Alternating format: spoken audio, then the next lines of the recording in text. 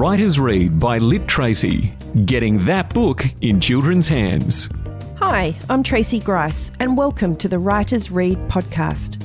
I'm a teacher and I'm really passionate about getting kids reading.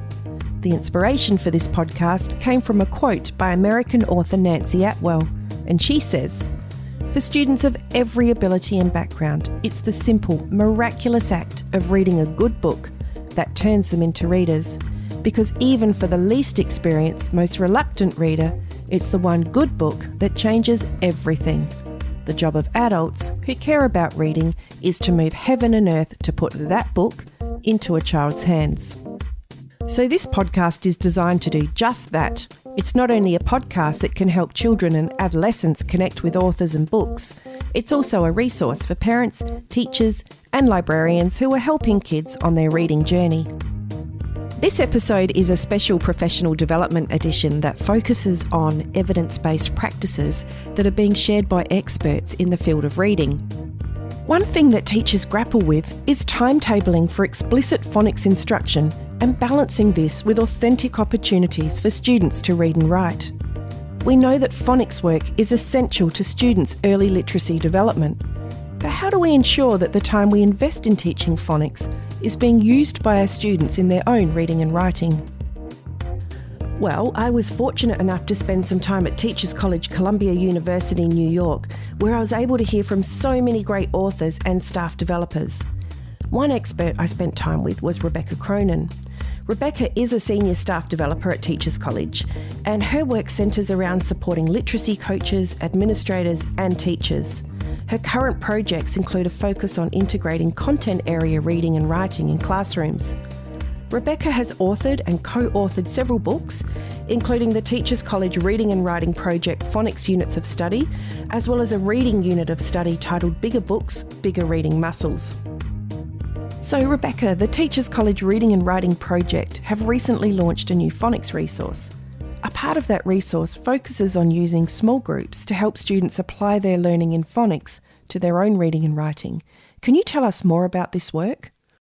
So, over the past few years, we have been working together at the project, really developing phonics units of study. And so much of this work has come from teachers coming to us and saying they have been teaching phonics and kids can do the work during phonics time, but when it comes to reading or it comes to writing, they're not transferring those skills. So we've really thought a lot about this, and we've developed a small group book to help teachers transfer what's being taught in phonics to reading workshop. So one of the thoughts, like no matter what phonics program you're using, like these ideas could help with this concept of getting kids not just being able to do it in phonics time, but use it to read and use it to write. So one thought was in a small group, that the structure of the small group could have these different parts in it. So first I'd pull a group of kids together and rally them around the idea of the work that we've been doing.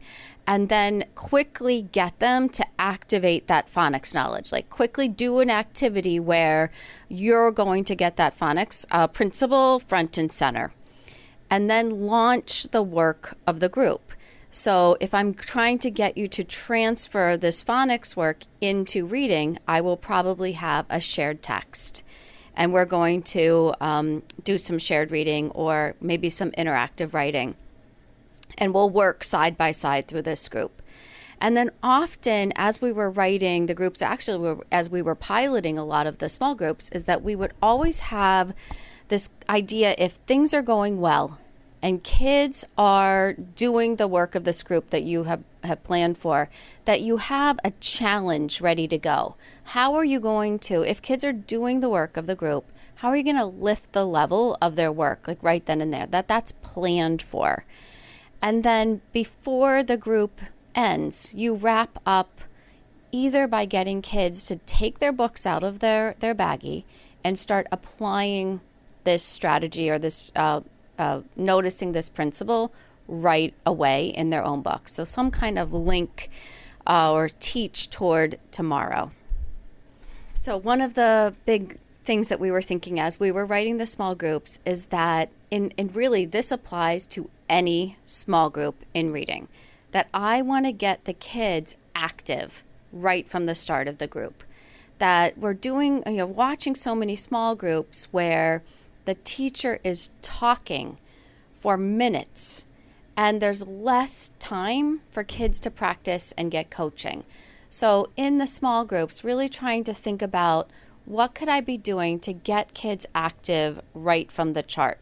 So, have this one group that I was working on, and I wanted in the beginning for them to activate their phonics, and I had high frequency words that I was, holding up for kids to chime in.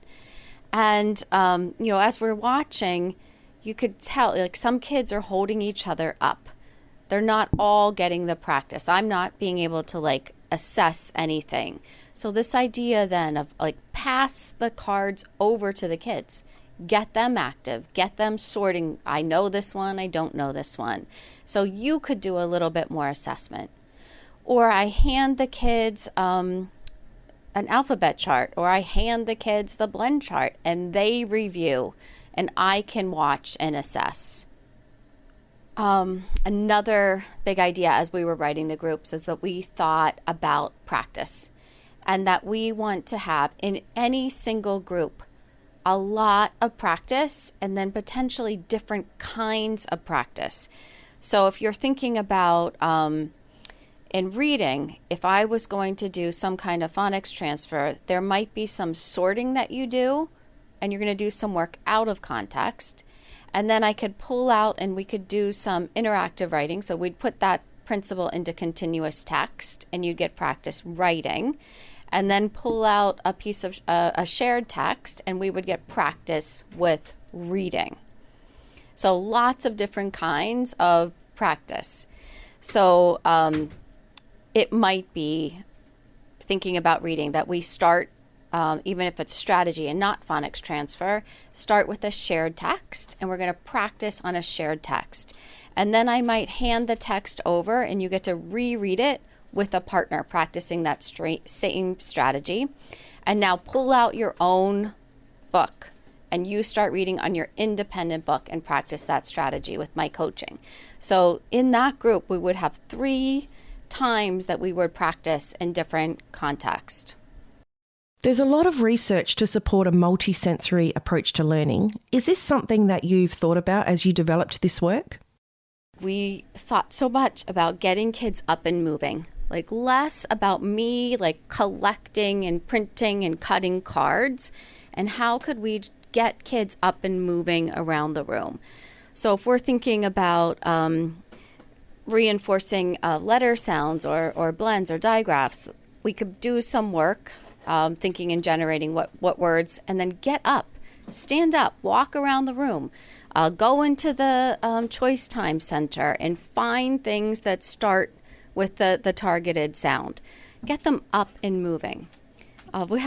We wrote this really fun group when we were thinking about transfer, and there's the story that somebody had ate the teacher's lunch, and it was in the refrigerator in the teacher's room, and somebody ate her lunch, and that I could teach you this thing, the apostrophe S is something you could use to show something belongs to somebody.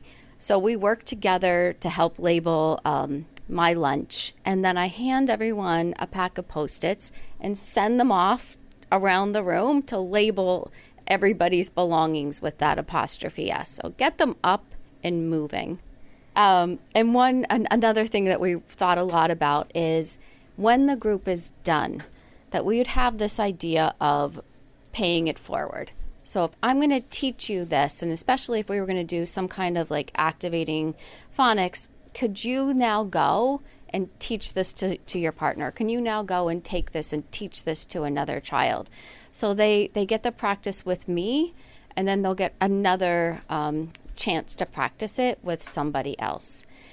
Been playing a lot with even having kids record themselves and presenting, being able to show their understanding, or to be able to teach it to somebody else on a iPad, and then they could share it with others.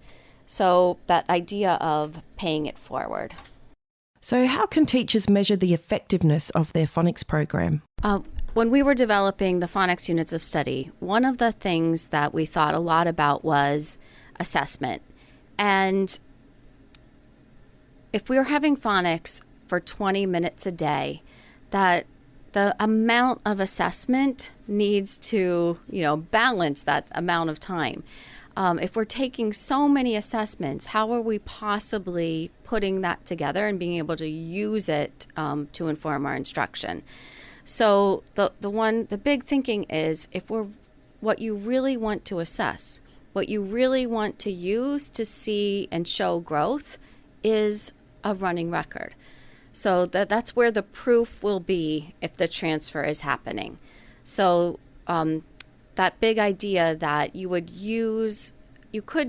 use assessments, you could use a high frequency word assessment, you could do a spelling inventory, but the big place that we're going to look for transfer for reading is the running record and the miscue analysis, to think about what is the phonics that kids need and what is the phonics kids are using as they're reading in their own independent reading lives.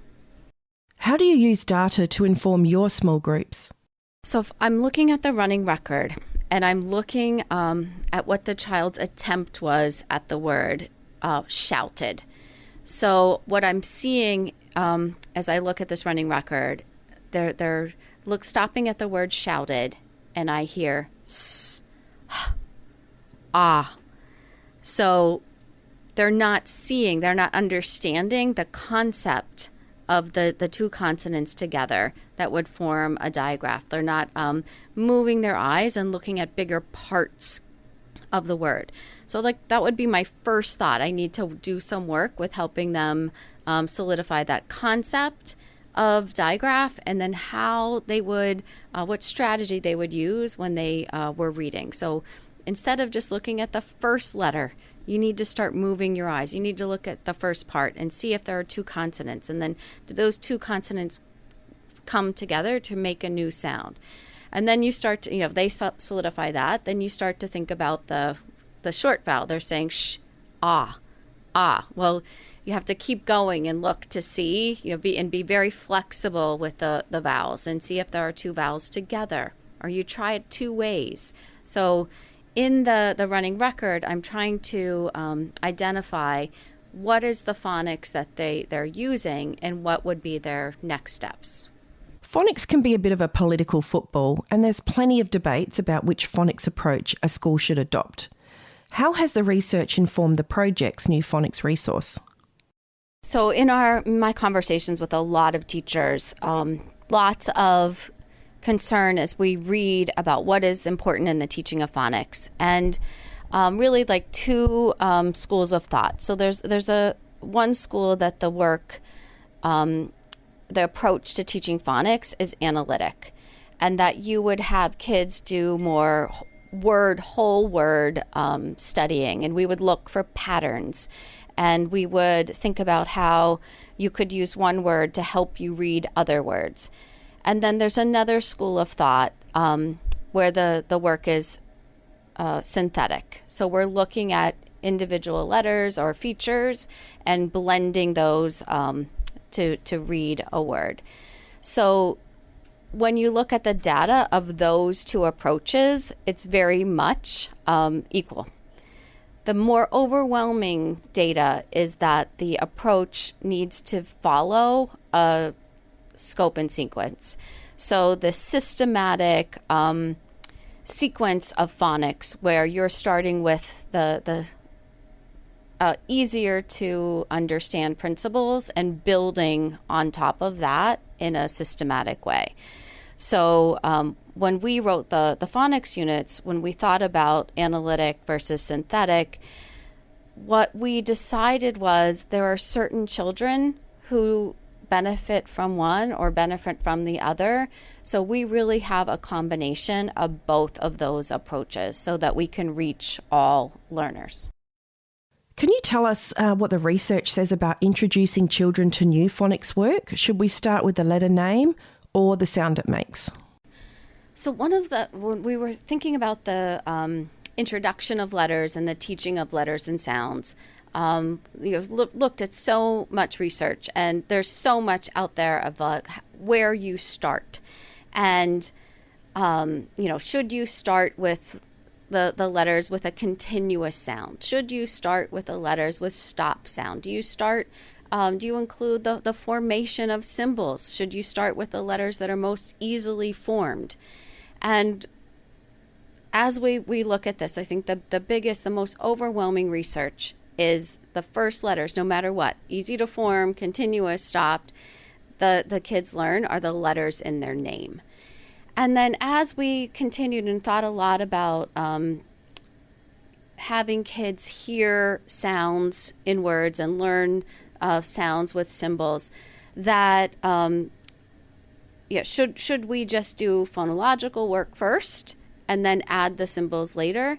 And the research that really struck was the work of Isabel Beck, when she is saying that once kids know some letters, symbols, and names, that you would want to include all of those as you are teaching. So when we look at an overwhelming number of children coming to kindergarten, they have some letters, they have some sounds already like in their pockets. So we made the decision to teach the sound, the symbol, and the name together. It was great to hear from such a knowledgeable expert in the area of phonics. As educators, we know that phonics instruction supports children's reading and writing, and for phonics to be useful, it must be transferred. I really loved hearing about the practical ways that phonics knowledge can be transferred into reading and writing work, rather than it just sitting in an isolated lesson, hoping that our students are making the necessary links as readers and writers. So, no matter which phonics program you use, I hope that Rebecca's tips can help you with differentiating, assessing, and ultimately helping your students as readers and writers. If you'd like to know more about Reading and Writing Workshop and phonics units of study and the work of Teachers College Columbia University, head over to my webpage at www.LiTracey.com. Look for the Useful Links tab, and there I've included a link to Teachers College Columbia's webpage. Writers Read by LiTracey. Getting that book in children's hands. Follow us on Facebook, Twitter and Instagram at Writers Read by LiTracey, a Dave and the Beanstalk production.